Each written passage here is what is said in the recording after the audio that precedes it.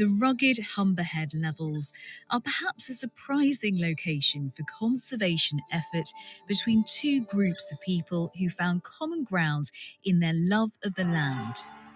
I'm here at the Gomde Buddhist Centre near Doncaster. The group here have been working with local ecologists to try and restore an area of natural peatland, proving that science and spirituality do go hand in hand. Louise Hill is an ecologist working to restore the peatland on the moor, which is owned by the local Buddhist Centre and Natural England. Healthy peatlands are a valuable tool in the fight against climate change, as they are capable of storing vast amounts of carbon and preventing it from entering the atmosphere. But 87% of England's peatlands are under threat from draining and commercial milling.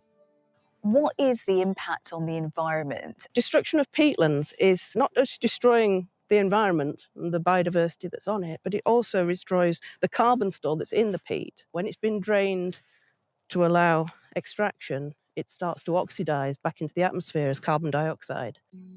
Because it releases carbon dioxide into the atmosphere, the drained peatland actually adds to the problem of climate change. But help is at hand through an unlikely hero, this tiny plant, Sphagnum moss.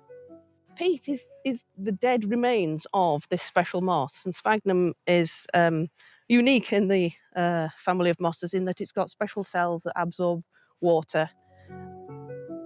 Peat relies on wet conditions to develop, and because it absorbs water, the sphagnum moss acts as a sponge, keeping the terrain as wet as possible. With huge areas damaged, the project aims to re-establish the moss across the moor. Paulette is a Buddhist who lives here at Gomde, and she sees great synergy in hosting the conservationists on their land. What would you say are the connections between Buddhism and conservation? The tenets of ecology are things like interdependence, impermanence, cause and effect. That's what links us with the environmentalists.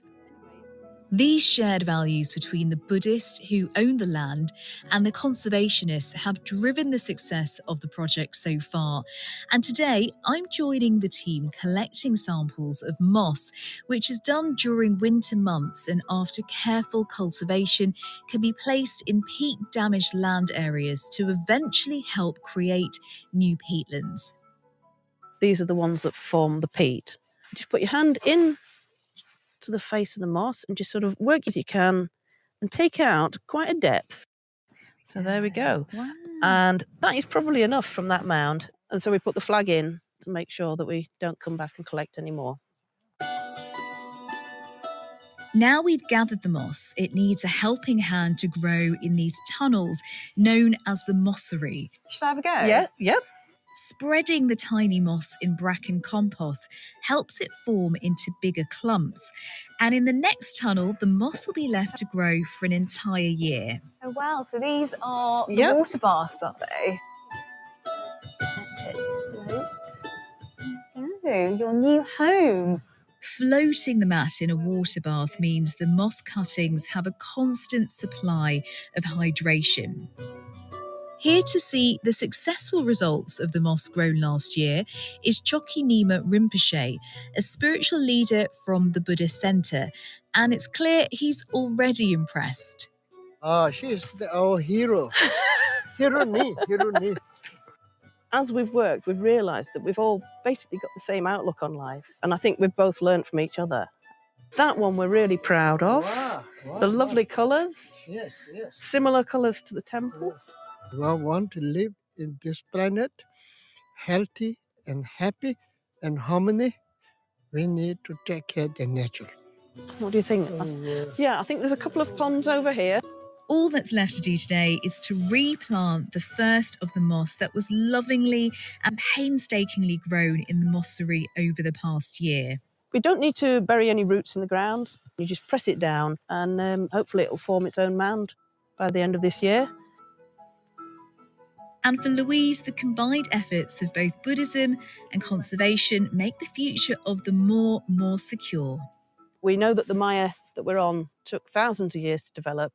this is an extremely long-term view of restoration, and it's really important to work together to achieve that. I find that really fascinating.